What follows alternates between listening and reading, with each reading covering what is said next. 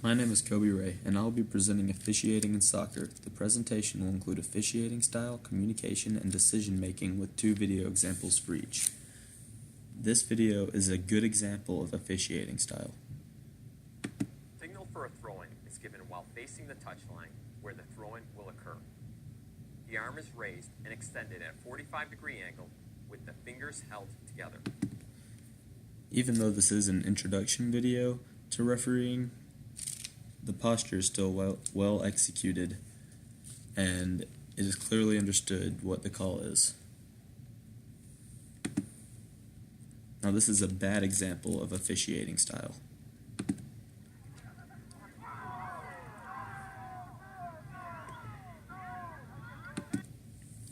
It was clearly a foul on the goalkeeper. However, the ref was trying to go for a laissez-faire style officiating match where he lets the kids play, but he did let the game get out of hand in this situation, which is a bad example of officiating style. This is a good example of communication between referees.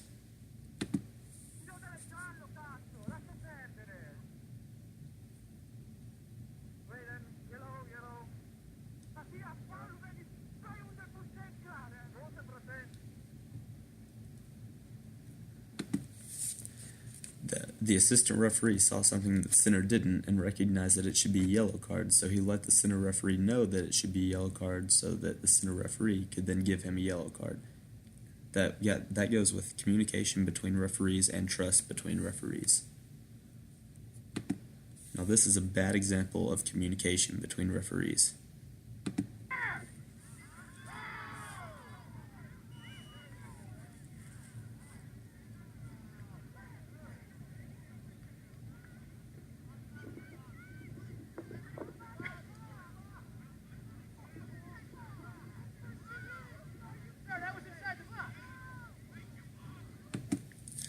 The foul was obviously in the box, but the center ref called it outside the box. The AR even saw that it was in the box and started making the motion to act like he was going to call a PK.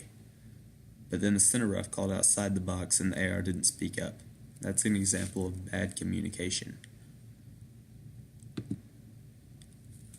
This is an example of good decision making among referees. Well, they weren't punished. Sloppy giveaway. Unfortunately, Torrado to take the corner for Mexico. And it must be, you'll know the flag's up. It's not going to count. Most referees would not call offsides in this situation, but the assistant referee did this time. That's because he has a clear understanding of the rules of the game, which clearly state that as long as he has passed the second to last defender, then the goal counts, or it's offsides. The goalkeeper is usually the last defender, so that's what people go off of, but in this case it was the defender who was behind the goalkeeper, and that's why he wasn't offsides. So that's an example of knowing the rules and good decision making. And this video was shown earlier, but it could be an example of both bad communication and bad decision making.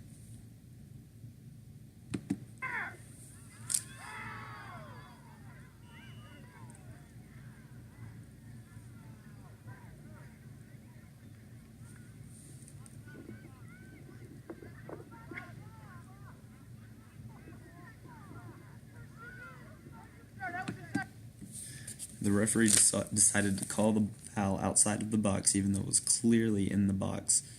That's a bad decision which resulted from laziness of the referee and just being behind the flow of the game, which isn't acceptable in refereeing. So that's my presentation, and in conclusion, there were 6 videos and I explained each of them and how they attain to the 3 chapters that I went over this week.